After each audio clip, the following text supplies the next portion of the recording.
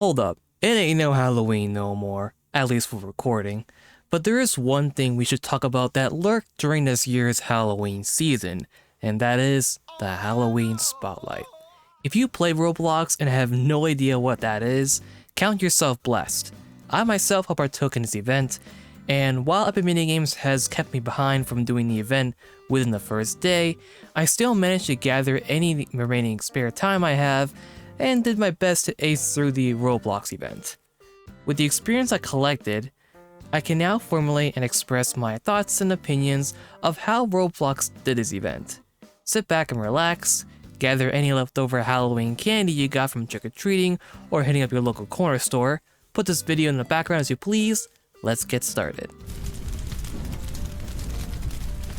For those that fortunately missed out, and I think you know how this event went when I said fortunately, if you are familiar with one of the previous events called the Winter Spotlight, the format is similar to that. If you still don't know, then okay. In the Halloween Spotlight, there are game portals you must walk into. Each game houses 2 event quests, one of which is a rune, the other is a key badge. The key badges are meant to be a tougher challenge for the player, while for the rune is the opposite. The order of obtaining these badges is the rune first, then the key. Once enough badges are earned, you hop back into the event hub, go into a designated pathway, do some puzzles, and you'll be awarded with limited time accessories. As you progress through the event, it gets naturally difficult. There are also more accessories you can earn through other means. Got it? Amazing. Now onto my critical feedback.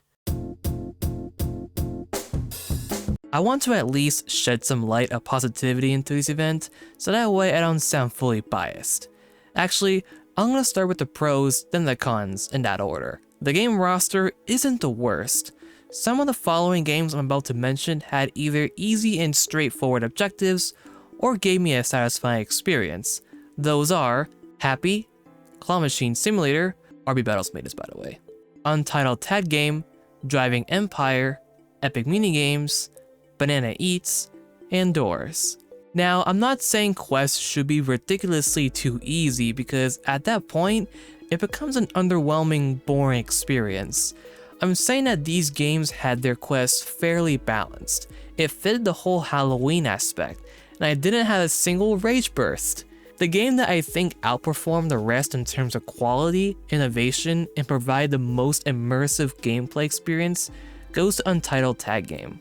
Playing their quests, it felt like I was watching a Roblox animation film. I was a little nervous doing Untitled Tag prior to entering because I remembered one of their previous event tasks giving me a hard time, but I'm happy to see them cook hard in this event. Another pro I like to mention are the new limiteds Roblox released. I think all of them look really good, the Requiem being my top favorite. I don't trade on Roblox, but from what I've heard, all of them rose significantly in value, making it profitable for users that bought them. Do I think the fake leaks of the Fedora and the Valk look better? Of course. But we should know by now, Roblox isn't that generous to the community, at least in 2025.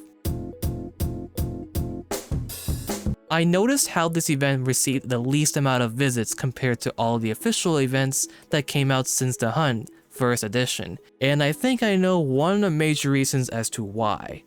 Upon entering the hub, my first impression is, help me, I'm lost. There was very little sign to tell you where to go if you didn't have this compass with you. But even with this item, it just leads you to a group of game portals. Yes, there are paths leading to what I assume were accessories during that time, and as I walk down them, it makes traversing through them feel like I really don't belong here. I know it's supposed to give out the eerie, Halloween, spooky vibe, but I just didn't want to be here for long. Once you figure out where to go and what to do in the event place, it begins to feel alright. This lobby has somewhat of a W though, as it forces you to do quick and short obstacle courses, puzzles, and etc. Prior to claiming your free prizes, it gives the player the incentive to do something here, which that's what I like. If only they made it more welcoming though. Speaking of prizes, Roblox, think of long-term use. I can safely bet the majority won't bother wearing or remembering these accessories after the event has concluded. They're too, I guess you can say, all over the place with their looks and meanings.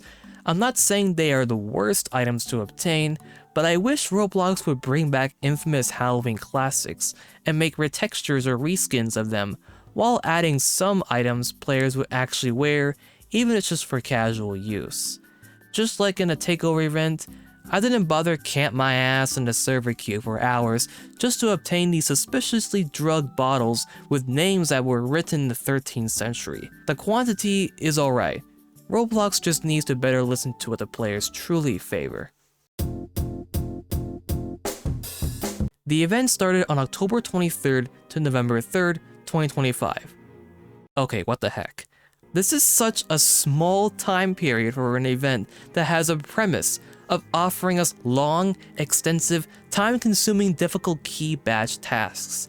If Roblox were to host a Spotlight event, make it last at least for a solid month.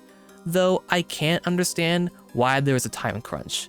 You see, when Roblox was hinting towards a Halloween event on Twitter, it was already close to mid-October, and not even a few weeks ago, Roblox concluded their takeover event, which gives developers very little time to put genuine effort into their tasks, especially if a game participated in both of those events.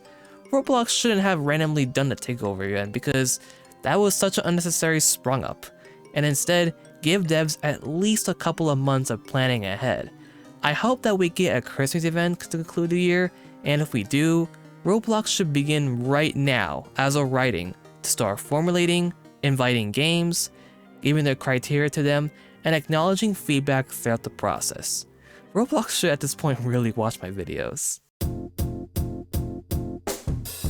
A lot of participating games had such awful tasks, to the point where because of how terrible they were, with a small time period of doing the event, and visiting the event hub making you feel like you aren't welcomed, I couldn't finish the entire thing. The only accessories I'm really missing out on are these things, which I'm not ashamed of really. If that crown was a retexture of a classic item though, that's a different story. The event prizes itself don't feel that awarding after you brute force your way through the many difficult and time-consuming tasks, which didn't help. Some quests were too complicated to understand. Some were unreasonably difficult. Some were, again, took too much time to do. And I gotta be honest, I'm not a huge fan of the tower defense game genre on Roblox. So when you introduced like 3 of them with a game roster of 31, something isn't right. Also, for a lot of these games, especially the tower defense ones, it's damn near impossible to solo them all. It's like the event teases you for not having friends. Many of my friends chose not to do the event because of the cons I mentioned earlier, making my experience furthermore difficult. Now for this segment, I gathered the public's opinion for their takes on Roblox's Halloween Spotlight. Shout out to all of the viewers that expressed their opinions. I'll display them on screen and have you read it for yourself so I don't go on a yapping tangent.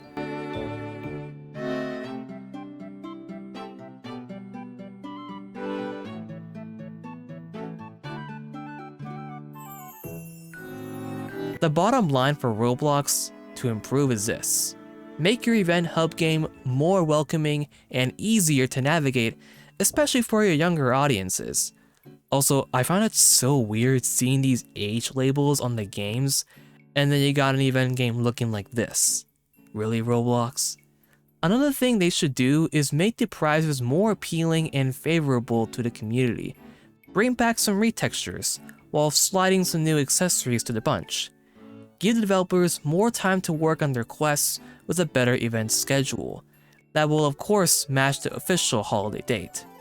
And if you're at Roblox, please for the love of green grapes hanging from a vine, playtest your event quests. There's no way your greedy corporation of over 2,000 employees has no time to play through them. Like, at least hire a team sector of event testers dedicated to do that. I hope you had a wonderful Halloween this year. What did you do this Halloween, if anything at all? Feel free to let me know. You don't know what I did? commit diabetes while grinding this miserable event, fueling myself with an energy drink and calling my friends. What a way to spend Halloween, eh? Usually it rains on every Halloween day for me, but this year that didn't happen. I suppose that night was better to go out trick-or-treating or hosting an outdoor Halloween party gathering or some sorts. Anyways, I hope you enjoyed this video. Subscribe to see more to show your support. Thank you for watching, and I'll see you all in the next one. Take care, stay safe, peace.